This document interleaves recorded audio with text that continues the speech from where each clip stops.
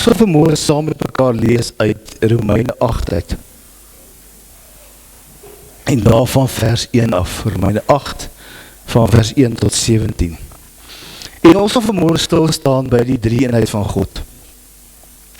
Nou baie keer dink ons, as ons by die drie-eenheid praat, of ons die begrip hanteer, dan moet ons altyd op die theologiese vlak praat, en ons moet groot beelde gebruik, en ons moet die, om te verduidelik hoe en wat die drie-eenheid van God is. Ek wil nie vandag dit probeer doen nie.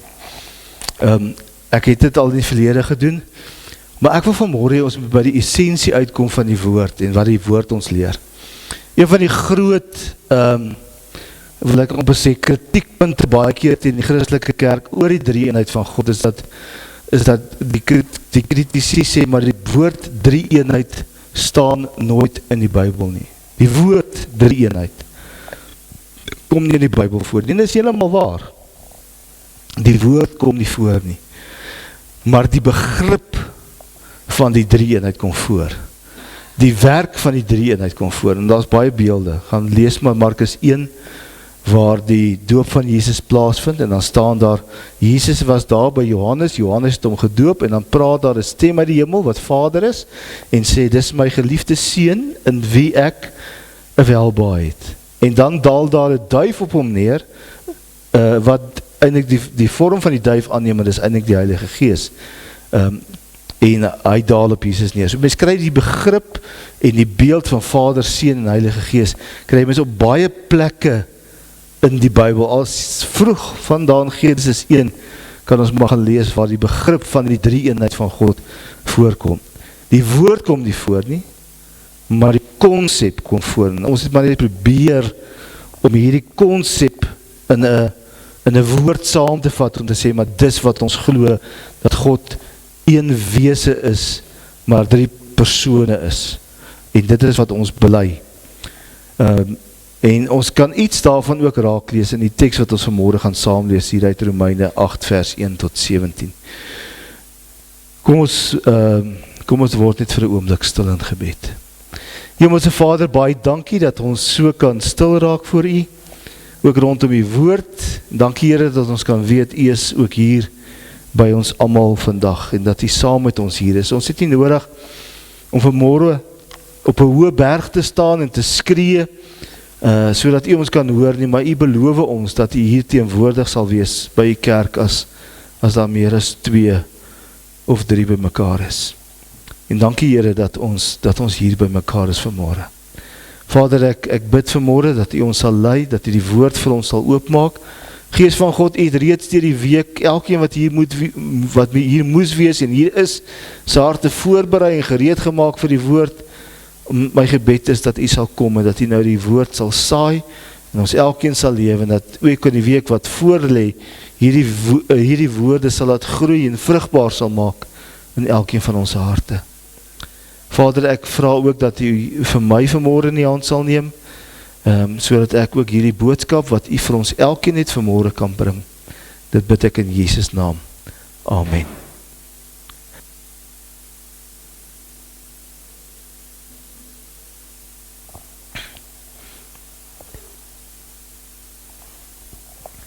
Romeine 8 vers 1 tot 17. Daar is dus geen veroordeling vir die wat in Christus Jesus is nie. Die wet van die Gees wat aan jou in Christus Jesus die lewe gee, het jy vrygemaak van die wet van sonde en dood. Wat die wet nie by magte was om te doen nie, omdat dit weens ons sondige natuur te swak was, dit het God gedoen. Sien, daar kom klaar die 3 konsepte, Vader, Seun en Heilige Gees, kom klaar hier by mekaar. God, die Gees wat lewe gee in Jesus Christus. So jy het nog eens ver gelees in die hoofstuk nie, dan kry jy klaar die 3 wat aan die werk is. Hy het met sonde afgereken deur sy eie seun in dieselfde gestalte as die sondige mens te stuur. So het hy die sonde en die sondige bestaan van die mens veroordeel. Nou kan ons die eise van die wet voldoen en wat ons lewe nie deur ons sondige natuur laat beheers nie, maar deur die Gees. Die wat hulle deur die sondige natuur laat beheers, hou hulle besig met die dinge van die sondige natuur,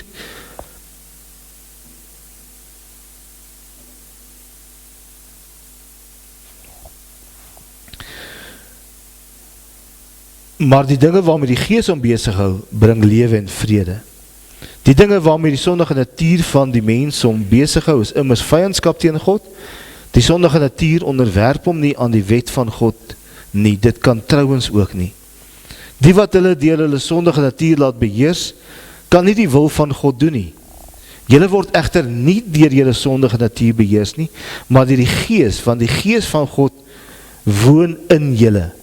As iemand die gees van Christus nie het nie, behoort hy nie aan Christus nie. Omdat Christus in julle is, gee die gees aan julle die lewe op grond van Godse vryspraak, hoewel die liggaam vir die sonde bestem is gevolg van die sonde. Omdat die gees van hom, deur wie Jesus uit die dood opgewek is, in julle woon, sal hy deur wie Christus uit die dood opgewek is, ook julle sterflike liggame lewend maak, deur sy gees wat in julle woon. Daarom dan, broers, staan ons onder 'n verpligting, maar nie teenoor ons sondige natuur om daarvolgens te lewe nie. As julle lewe deur die sondige natuur laat beheers, gaan julle die dood tegemoet, maar as julle deur die gees 'n einde maak aan julle sondige praktyke, sal julle lewe. Almal wat hulle deur die gees van God laat lei, is kinders van God. Die gees wat aan julle gees maak julle nie tot slawe nie, en laat julle nie weer in vrees lewe nie. Nee, julle het die gees ontvang, wat julle tot kinders van God maak, en wat ons tot God laat roep, Abba, dit beteken Vader. Hierdie gees getuig saam met ons gees, dat ons kinders van God is, en omdat ons kinders is ons ook erfgename. Ons is erfgename van God, en die erfgename saam met Christus, aangesien ons deel het aan sy leiding, sal ons ook deel hê aan sy heerlikheid. So, dis 'n mond vol, en ek dink, ons gaan nie vanmôre by al die rykdom van hierdie teks kan kom, so wat ons hier gelees het nie. Sommige tekste in die Bybel, sommige gedeeltes, is vir my, soos, ek wil nou beskryf met soos 'n groot rivier, wat deur 'n landskap loop. En daardie rivier kerf sy pad uit. Hy kalwe die pad uit, sodat hy kan loop, waar hy wil wees. En hy verbind baie dinge met homself, met hom saam. Daar word baie gemeenskappe en mense word verbind deur hierdie een rivier. En so kry ons tekste in die Bybel wat vir my soos hierdie rivier is. Die hele boek Hebreërs waar hy praat oor wie Jesus is, wat Jesus is, waar hy vandaan kom, wat sy rol is so gedeelte. En dan ook hierdie gedeelte in Romeine 8 is vir my so belangrik. En daarom is dit goed dat ons dit so kan lees en saam met mekaar kan deel.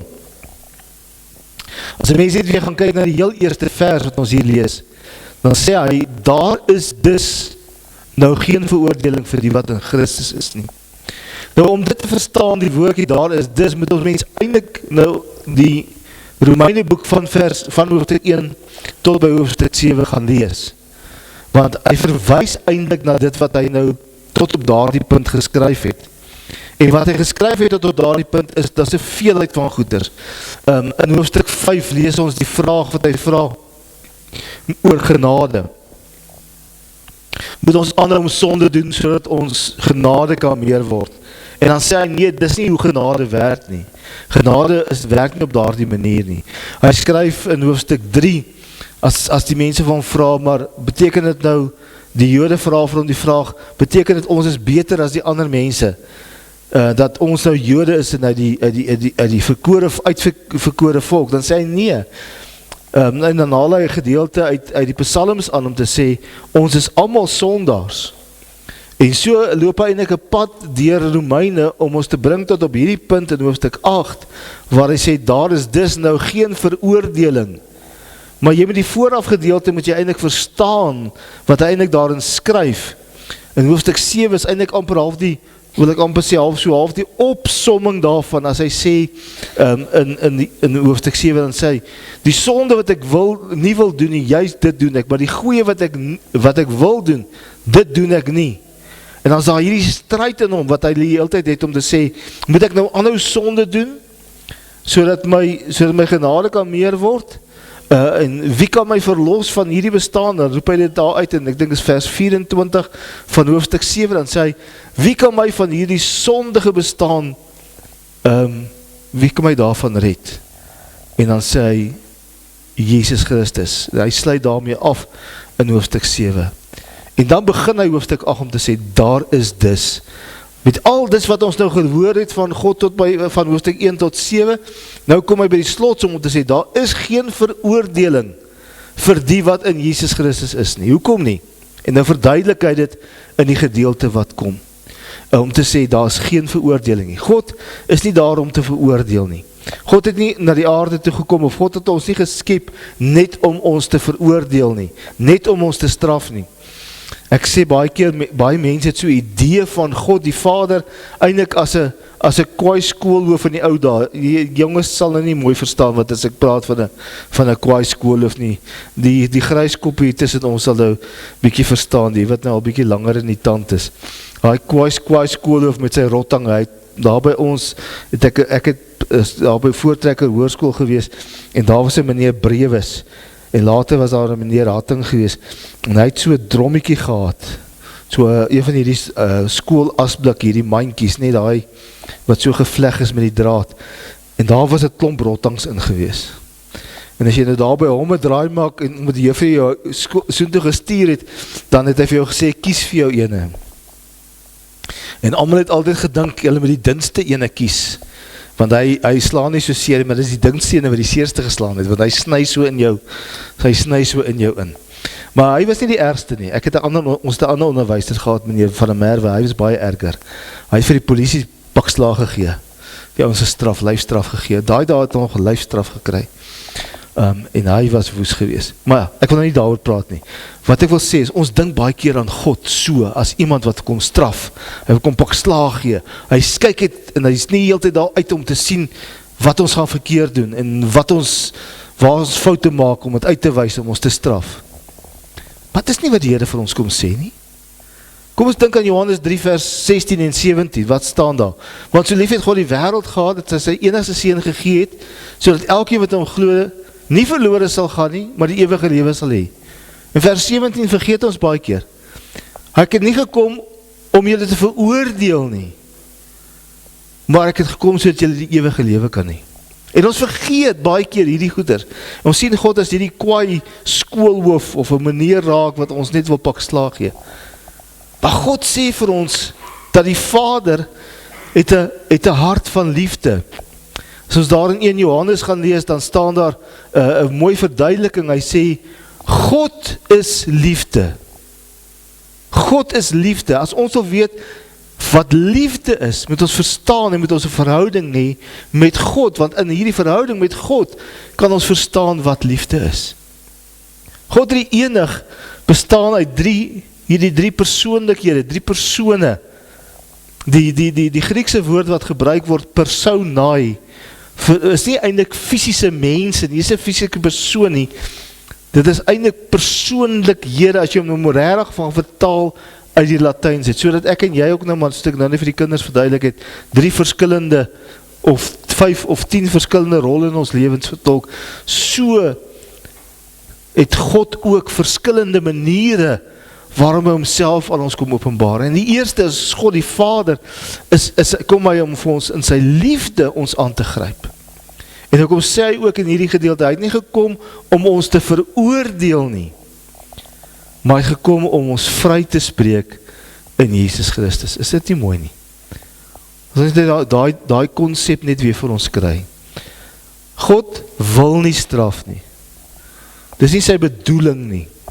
Hy wil red. Hy wil vry spreek. Dis hoekom God die mens gemaak het, sodat hy met ons in 'n verhouding kan tree. Maar ongelukkig het daar iets gebeur, daar het sonde in die lewe gekom, en nou word ons gebore met hierdie sondige natuur, waarvan hy breedvoerig praat, en ons kan eendag 'n hele preek maak net oor hierdie sondige natuur. En die hele gedagte wat hy praat van die wet, kon julle nie vry maak nie. Dit beteken nie die wet was sleg gewees nie. Die wet was goed gewees. Die wet was reg gewees. Die wet is die een wat is die gids wat ons op ons pad lei. Die probleem kom by ons as mens. Ons as mens was nie getrou aan die wet nie. Ons het begin om die wet te verbreek. As die Here sê, jy mag nie doodslaan nie, het ons begin om dit te doen. Jy mag nie steel nie, het mense begin om dit te doen, en dit geregverdig, om te sê, ja, maar ek leef in armoede, ensovoorts. En dan regverdig ons hierdie goeders uit 'n menslike oogpunt uit. So dis nie dat die wet verkeerd was nie, dis nie dat die wet sleg was nie, dis dat ons as mense dit nie kon doen wat die wet vir ons vra nie. En daarom moes God op 'n tweede manier probeer om ons weer met hom te versoen. En so het hy gekom as die seun, wat ons ook nou gehoor het nou in Johannes 3 vers 16, het hy gekom as die seun, en as seun het hy gekom om sy lewe vir ons te gee aan 'n kruis, sodat ons die ewige lewe kan hê. So, as Vader, wat nie veroordeel nie, die seun wat die vryspraak vir ons bewerk het, hy het in ons plek sonde geword, God het ons sonde op hom gelaai, en hom veroordeel, sodat ons nie veroordeel hoef te word nie. En sodat ons nou 'n nuwe mens kan word. En dan die derde gedeelte, is dit wat die Heilige Gees kom doen. Dat die Heilige Gees nou kom en die nuwe lewe in ons wek. Ons het so mooi in die Pinksterreeks by Profika waar hy gepraat het, daar uit Johannes 3 uit waar hy gepraat het, God verwek die nuwe lewe in ons, deur die Heilige Gees. Kom verwek hy die nuwe lewe in ons. En as ons hier in Romeine 8 gaan lees, dan sien ons dieselfde konsep wat Paulus gebruik om te sê, God skep nou deur die Heilige Gees, skep hy die nuwe lewe in ons. Maak hy ons vry. En bring hy dit wat God wou hê met ons moes gebeur, bring hy dit tot stand in ons. Jesus kom woon by ons, Johannes 1 vers 14 wat sê, die woord het vlees geword en onder ons kom woon. God kom ontmoet ons hier op aarde waar ons is. Hy bly nie net daar in die hemel ver weg van ons nie, maar hy kom aarde toe en hy kom ontmoet ons hier in ons elkeen se lewe en hy bring vir ons die ewige lewe. Hy bring vir ons die vryspraak. Hy bring vir ons wat ons nodig het om te lewe. En dan as hy weggaan, dan stuur hy vir ons sy Gees, en die Gees is die een wat nou vir ons dit moontlik maak om die wet te gaan uitvoer. Nie sodat ons gered word nie, maar omdat hy reeds in ons die nuwe lewe geskep het, wil ons dit doen. Wil ons 'n nuwe lewe leef. Wil ons die verandering in ons lewe bring. En dis die verskil. So Vader, Seun en Gees werk in kombinasie. Die Gees kan alleen die nuwe lewe bring in ons, omdat Jesus aan die kruis gesterf het, en Jesus het aan die kruis gesterf as gevolg van God se liefde, wat so groot is vir ons, dat hy ons nie wou veroordeel nie. Ons kan nie die een sonder die ander hê nie. Die eenheid van die Godheid, is dit wat jou en my maak wat ons is, naamlik kinders van God, en daarmee sluit ek af. Die mooi beeld wat Paulus hier aan die einde van Romeine gebruik, om te sê ons is nou erfgename. 'n Erfgenaam kry nie iets omdat hy het verdien nie. Is ek reg? Jy kan nie as 'n kind by jou pa kom en vir jou sê, ek wil nou my erfdeel hê nie. Is iets waarin die hele verhaal van die gelykenis van die verlore seun, wat dit eintlik so erg maak, is dat die seun by sy pa kom en te sê, gee my wat ek my nie toekom nie. Gee my erfdeel, maar jy het nie nodig om 'n erfdeel te kry nie. Dis alleen jou, die een wat sterf en wat die erfdeel nalaat, dis aan sy prerogatief om te besluit vir wie gee hy hierdie erfdeel. So ons kan nie by God kom om te sê, Here, ons verdien nou die ewige lewe nie. Dit bly uit genade. Maar ons word kinders van God en daarom kry ons deel aan die erfenis van God. En die erfenis van God is dat ek en jy God se kind kan wees en 'n ewige lewe kan hê. Is dit nie wonderlik nie? Ons verdien dit nie. Dit bly altyd genade. Ons kan niks daarvoor betaal nie. Ons kan niks daarvoor doen nie, behalwe om vir God dankie te sê vir wat hy in ons lewe doen. Kom ons bid saam. Hemel Vader, baie dankie dat ons vanmôre weer die boodskap so duidelik kon hoor. En dankie dat ons kan verstaan wat U as drie eenheid, Vader, Seun en Gees, in ons elkeen se lewe kom doen. Ons bring aan U al die lof en die eer vanmôre, ons kan net in diepe dankbaarheid voor U staan. Dankie Here vir dit wat ons nou gaan ontvang hier by die tafel, dat U ons wil kom verder verryk in ons lewens, kom inbou, deur ook vir ons hier die tekens van die nagmaal te gee, om ons gemoed en ons geloof te versterk, sodat ons hier vandaan kan weggaan in die wete dat Jesus en God, Vader, Seun en Heilige Gees is die een God wat ons versorg, wat ons beskerm, wat ons lei en wat ons lief het. Ons bid dit in die naam van Jesus ons Here. Amen. Broers en susters, ek nooi julle uit om te kom aansit en jyself te kom bedien. Onthou die binneste kringetjie is maar altyd die druiwesap en die buitenste kring die wyn, en dan sal ons na die tyd ook weer die beker laat sirkuleer. Kom bedien julle self asseblief. Broers en susters, as ons by die tafel sit, dan dink ons aan dit wat Jesus kom doen het, maar Jesus se werk staan nie in isolasie nie. Ons het vanmôre gehoor dat as dit nie vir die liefde van die Vader was nie, as dit nie vir die hart van ons Vader was, wat vir ons omgee, wat vir ons lief is, as dit nie vir hom was nie, het ons nie vanmôre hier gesit nie. Het Jesus nie gekom nie, het hy nie sy lewe vir ons gegee, sodat ek en jy die ewige lewe kan hê nie. En as dit nie is vir die Heilige Gees, wat hierdie lewe in ons werk nie, sal ons ook nie hier gewees het nie. So, ons staan hier by die tafel en ons sien die elemente raak, ons sien die brood en die wyn raak, maar ons sien hier in die werk van 'n liefdevolle, drie-enige God raak vanmôre. So wanneer ons vanmôre die brood breek, dink ons aan die liggaam van Christus wat vir ons elkeen gebreek is. Hy het gekom omdat die Vader ons so lief gehad het, dat hy sy geliefde seun gegee het, sodat elkeen van ons deur sy dood die ewige lewe kan hê. Sy liggaam is gebreek, neem dit, eet dit, dink daarin en glo, dat sy liggaam vir jou en vir my gebreek is, as ek volkome versoening vir al ons sondes.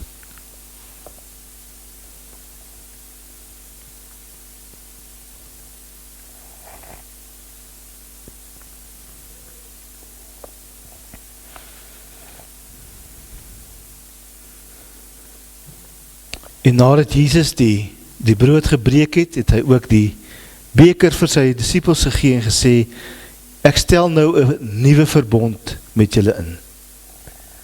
Die beker is die teken van Jesus se bloed, wat vir jou en vir my gevloei het aan die kruis.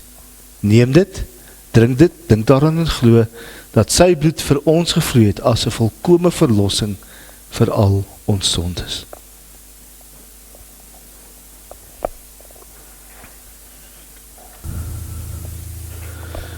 Kom ons ontvang die seën van die Here. Mag God, die God van hoop, julle vervul met alle vreugde en vrede in die geloof, sodat julle oorvloedig kan wees in hoop deur die krag van die Heilige Gees.